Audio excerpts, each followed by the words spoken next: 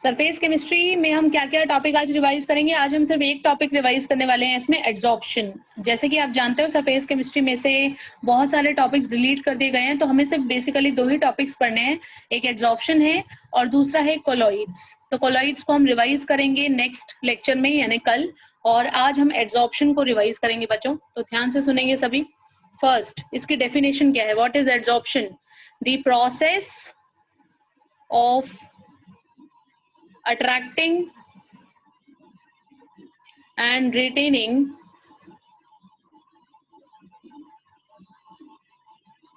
particles of a substance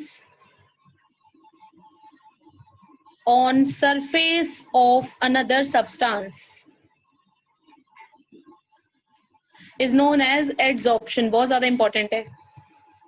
इसके बाद आ जाते हैं कि ये इसके अंदर 2 चीजें चाहिए होती हैं, एक होता है एड्सॉर्बेट, जो पार्टिकल एड्सॉर्ब होते हैं उन्हें एड्सॉर्बेट कहा जाता है, और जिस सरफेस के ऊपर एड्सॉर्ब होते हैं उन्हें कहते हैं एड्सॉर्बेंट। ठीक है, यानी अगर आप चौक और डस्टर की बात कर चौक और ब्लैक बोर्ड की बात कर रहे हो तो ब्लैक बोर्ड आपका एड्सॉर्बेंट है, और जो चौक पाउडर है या चौक है वो आपका एड्सॉर्बेट है, उसके पार्टिकल्स चिपकते हैं। जब आप पेंट कर रहे हो दीवार के ऊपर तो दीवार की जो सरफेस है वो एड्सॉर्बेंट है और जो पेंट है वो एड्सॉर्बेट है। Next question, difference between adsorption and absorption। adsorption एक सरफेस फिनोमिना है, ओनली ऑन सरफेस। एब्जॉर्प्शन कहाँ होता है? बल्क में होता है। It is a bulk phenomena, bulk process. Absorption is a surface process. Absorption के अंदर rate decreases with time, time के साथ साथ जो रेट ऑफ एब्जॉर्प्शन है वो कम होता जाता है, लेकिन एब्जॉर्प्शन में रेट जो है वो यूनिफॉर्म रहता है, uniform rate of absorption. Concentration of particles is more on surface. Surface के ऊपर पार्टिकल्स की क्वांटिटी, उनका नंबर ज्यादा हो जाता है, लेकिन एब्जॉर्प्शन में जो कंसंट्रेशन है रिमेन यूनिफॉर्म, हर जगह एक जैसी रहती है, थ्रू आउट हर जगह एक जैसी रहती है। ठीक है, नेक्स्ट बहुत इंपॉर्टेंट टर्म है सॉर्प्शन। What is sorption? जब एड्सॉर्प्शन और एब्जॉर्प्शन टेक प्लेस साइमल्टेनियसली, जब दोनों एक साथ होते हैं, एड्सॉर्प्शन भी एब्जॉर्प्शन भी, इस प्रोसेस को कहते हैं sorption. Example, dye of clothes, जब कपड़ों को रंगा जाता है, रंगाई की जाती है, ठीक है, तो वो एब्जॉर्ब भी होता है और एड्सॉर्ब भी होता है, सरफेस के ऊपर भी नजर आता है और अंदर भी चला जाता है। Next, heat of adsorption। What is this? It is the amount of heat energy evolved when 1 mole of adsorbate या substance भी लिख सकते हो is adsorbed on surface। जब 1 मोल सब्सटेंस एड्सॉर्ब होगा तो कुछ ना कुछ अमाउंट ऑफ हीट एनर्जी बाहर निकलेगी, और उसी हीट एनर्जी को हीट ऑफ एड्सॉर्प्शन कहते हैं। हीट की बजाय एंथैल्पी भी लिखा जा सकता है, एंथैल्पी ऑफ एड्सॉर्प्शन। ठीक है, अब यहां से एक क्वेश्चन बनता है, why adsorption is always exothermic? हमेशा एक्सोथर्मिक होता है, हमेशा एनर्जी बाहर निकलती है, क्यों? इसका रीजन आप ऐसे लिखेंगे, देखें, we know that delta G is equal to delta H minus T delta S। for adsorption, यानी जब एड्सॉर्प्शन होता है, delta S is positive, entropy बढ़ती है, sorry, delta S is negative, entropy कम हो जाती है, एंट्रोपी डिक्रीजेस, ठीक है। And delta G is also negative because the process is spontaneous, hence this implies delta H must be negative. Also, delta H must be greater than T delta S. इन दोनों condition को satisfying equation 1 and 2, इन दोनों को satisfy करने का इस equation से एक ही तरीका है कि डेल्टा एच नेगेटिव होगा या नहीं, और डेल्टा एच की वैल्यू टी डेल्टा एच से ज्यादा होगी। इसका मतलब है अगर डेल्टा एच नेगेटिव है तो मतलब प्रोसेस एक्सोथर्मिक है। ये आंसर आपको ऐसे याद रखना है। हाँ जी, इतना सबको समझ में आ गया ना।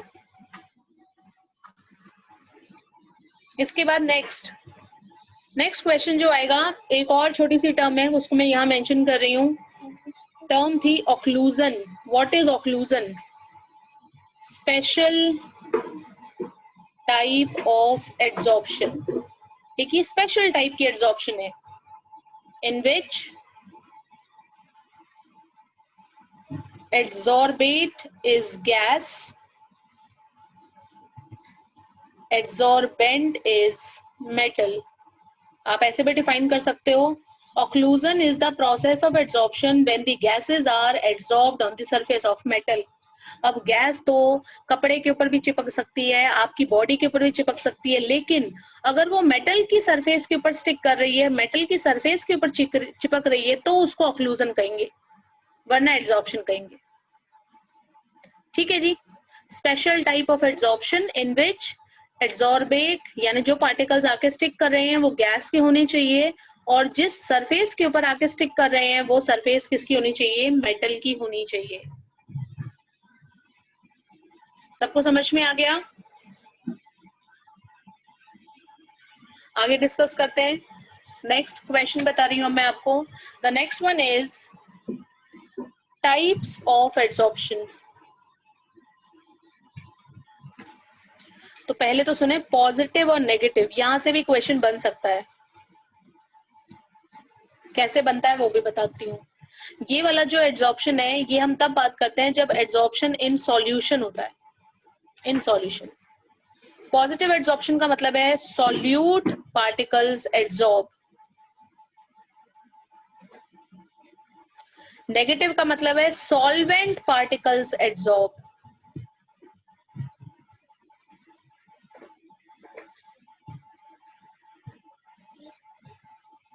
concentration of solution decreases, concentration of solution remains same.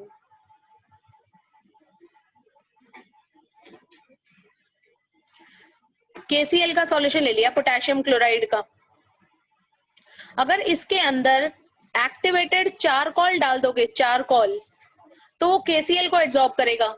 KCl solute है, लेकिन अगर आपने इसमें सिलिका जेल डाल दिया तो फिर वो वाटर को एब्जॉर्ब करेगा जो कि सॉल्वेंट है। पहले वाले केस में पॉजिटिव एब्जॉर्प्शन होगी और दूसरे केस में नेगेटिव एब्जॉर्प्शन होगी। ठीक है। Next, between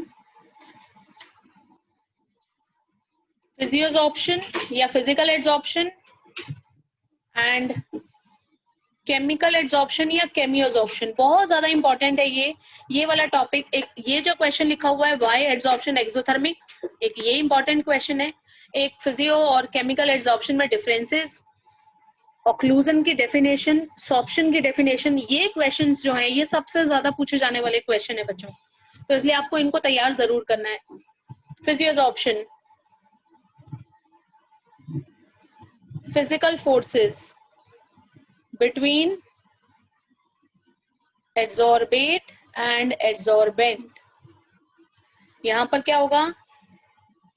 chemical bond is formed between adsorbate and adsorbent। ठीक है। physical adsorption, no product formed, कुछ नया नहीं बनता। यहां पे बनता है surface product is formed. Physical adsorption, heat of adsorption is low, only 20 to 40 kilojoule per mole. यहां heat of adsorption is high, up to 200 kilojoule per mole. 200 kilojoule per mole energy तक रिलीज हो सकती है.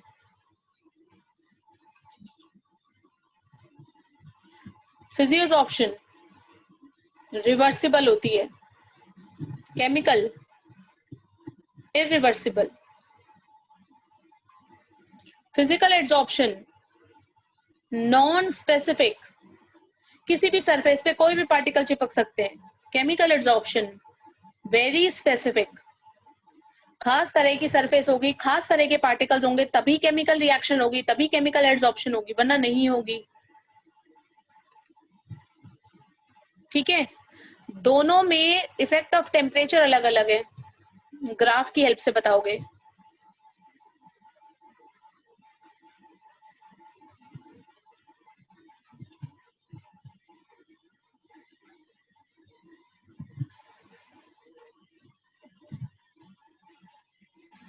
Physical adsorption decreases with temperature.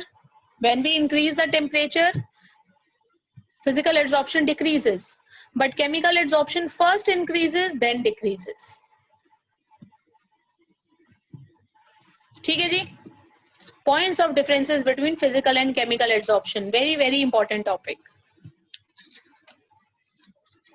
इसके बाद adsorption में से last topic जो बचता है वो है factors affecting.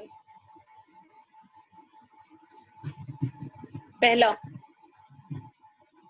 Nature of adsorbate. Question कैसे आता है?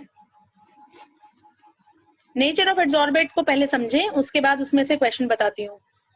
इसमें जो नेचर है यानी जो गैसेस है उसके नेचर के ऊपर डिपेंड करता है. Higher critical temperature directly proportional to more adsorption. जितना क्रिटिकल टेम्परेचर ज्यादा होगा उतनी एड्सॉर्प्शन ज्यादा होगी. क्रिटिकल टेम्परेचर कितना ज्यादा होगा उसके ये किस पे डिपेंड करेगा? Critical temperature depends upon intermolecular forces, यानी ऐसा भी कह सकते हो strong intermolecular force more adsorption. ठीक है, क्वेश्चन ऐसे ही आता है. What is the effect of critical temperature? बता दिया तुमको, directly proportional to rate of adsorption. Question घुमा के भी पूछ सकता है, अमोनिया और हाइड्रोजन में से कौन सी गैस ज्यादा एड्सॉर्ब होगी? वही होगी जिसका क्रिटिकल टेम्परेचर ज्यादा होगा. अगर तुम्हें दिया है तो तुम देख के बता दो कि भाई अमोनिया का क्रिटिकल टेम्परेचर ज्यादा है इसलिए अमोनिया ज्यादा एड्सॉर्ब होगी. नहीं दिया तो फिर फोर्स ऑफ अट्रैक्शन देखो. यहाँ फोर्स ऑफ अट्रैक्शन कौन सी है? हाइड्रोजन बॉन्डिंग है. यहाँ पर कौन सी है? यहाँ पर आपकी वेंडर वॉल है. कौन सी स्ट्रॉन्ग होती है? Hydrogen bonding. तो जहां फोर्स ऑफ अट्रैक्शन स्ट्रॉन्ग होगी वहां एड्सॉर्प्शन ज्यादा होगा. तो दोनों गैसेस में से ज्यादा एड्सॉर्ब कौन सी होगी? अमोनिया ज्यादा एड्सॉर्ब होगी. अमोनिया और कार्बन डाइऑक्साइड का क्वेश्चन हो गया. वही अमोनिया में हाइड्रोजन बॉन्डिंग, कार्बन डाइऑक्साइड में डाइपोल डाइपोल. स्ट्रॉन्ग फोर्स होती है हाइड्रोजन बॉन्डिंग, इसलिए अमोनिया ही ज्यादा एड्सॉर्ब होगी. या तो क्रिटिकल टेम्परेचर दिए होंगे, जैसे इसका दे दिया -81 डिग्री सेल्सियस, इसका दे दिया -100 डिग्री सेल्सियस. ज्यादा टेम्परेचर किसका है? इसका है, अमोनिया का. तो इसलिए अमोनिया एड्सॉर्ब होगी. ऐसे कंपैरिजन होता है, ऐसा क्वेश्चन बनता है. दूसरा, सरफेस एरिया. भाई सरफेस फिनोमेना है तो सरफेस एरिया से तो बढ़ेगा ही. ठीक है, adsorption is directly proportional to surface area. जितना ज्यादा सरफेस एरिया उतनी ज्यादा एड्सॉर्प्शन. सरफेस एरिया कैसे बढ़ाएं? By breaking down particles. Particles को जितना छोटा करते जाओगे उतना सरफेस एरिया बढ़ता जाएगा. लेकिन इतना भी छोटा नहीं करना कि वो पाउडर ही हो जाए। पाउडर हो जाएगा तो फिर भी एड्सॉर्प्शन नहीं होगा। एक्टिवेशन, ये इंपॉर्टेंट क्वेश्चन है, ये भी पूछा जा सकता है। What do you mean by activation and how it is done? Activation का मतलब है कि जो आपका एड्सॉर्बेंट है उसको की सरफेस को खाली करना। प्रोसेस ऑफ एम्प्टीइंग, या क्लीन भी लिख सकते हो आप, cleaning surface of adsorbent is known as activation. It is done by heating adsorbent in presence of inert gases. Inert gases जो होती हैं वो adsorb नहीं होती। तो अगर आप स्ट्रांगली हीट करोगे एड्सॉर्बेंट को इनर्ट गैस के एटमॉस्फेयर में, तो फिर उसकी सरफेस जो है वो खाली हो जाएगी। सरफेस खाली हो जाएगी तो एड्सॉर्प्शन ज्यादा होगा। एक्टिवेशन से एड्सॉर्प्शन बढ़ता है।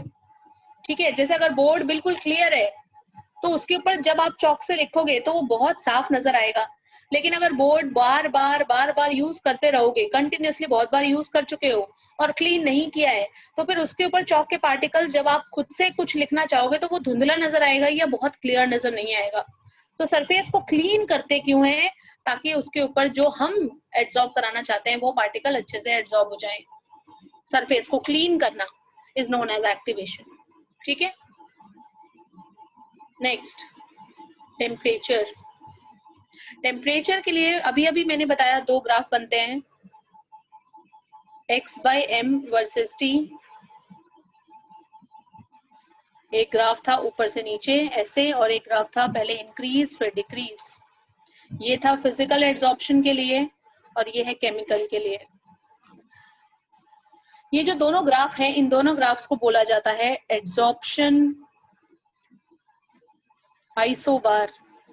द ग्राफ बिटवीन x/m यानी rate of adsorption and temperature at constant pressure are called as adsorption isobar. Why they are different?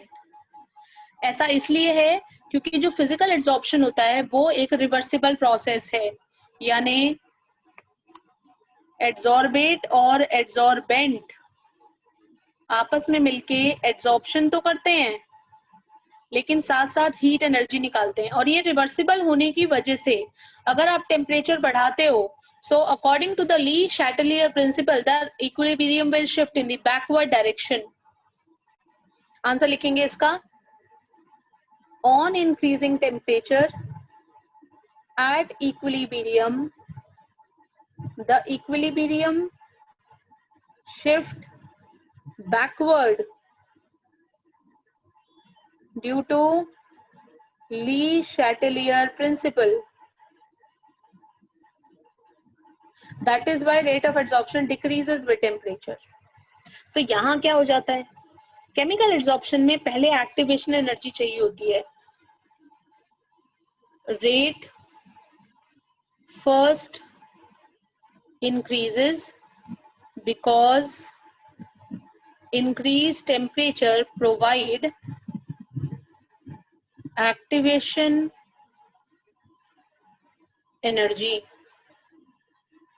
Okay, later it behave like physical adsorption. बाद में वो physical adsorption की तरह से behave करने लग जाता है और इसलिए वही इक्विलिब्रियम बनता है। इक्विलिब्रियम बनेगा तो टेम्परेचर अगर बढ़ाओगे तो इक्विलिब्रियम पीछे शिफ्ट हो जाएगा, यानी एड्सॉर्प्शन कम हो जाएगी। तो ये है इफेक्ट ऑफ टेम्परेचर। लास्ट इसमें आता है इफेक्ट ऑफ प्रेशर। प्रेशर के ही इफेक्ट को कहा जाता है फ्रेंडलिक एड्सॉर्प्शन आइसोथर्म। आइसोथर्म का मतलब हो गया ग्राफ जो बनेगा ना, उस ग्राफ में टेम्परेचर कांस्टेंट होगा x/m वर्सेस प्रेशर।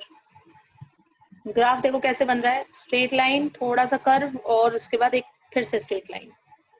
ये जो नीचे वाला रीजन है लो प्रेशर, बाद वाला रीजन है हाई प्रेशर, और जो बीच वाला है वो है moderate pressure. Okay, low pressure, high pressure, medium pressure.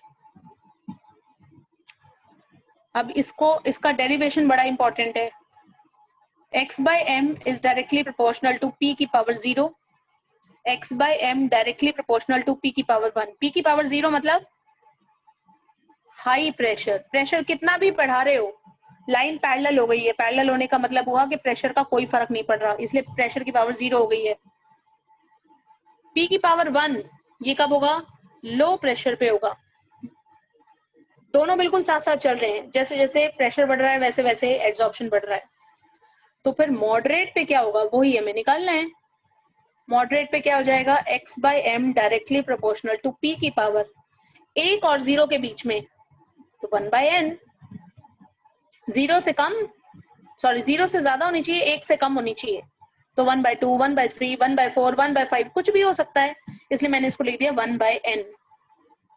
x by m is equal to k into p की पावर 1 by n। तीनों में से कोई भी अलग से भी पूछा जा सकता है। Write the expression of Freundlich adsorption isotherm when the high pressure is there, ये आंसर होगा।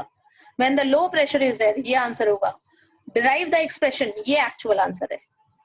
मॉडरेट प्रेशर पे यहीं पे लॉग लगा दो, तो log of x by m is equal to log of k plus 1 by n log of p।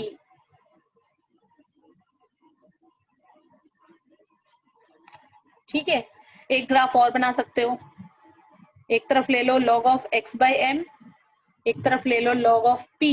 पहले लिया था x by m और p, अब लिया है log of x by m log of p।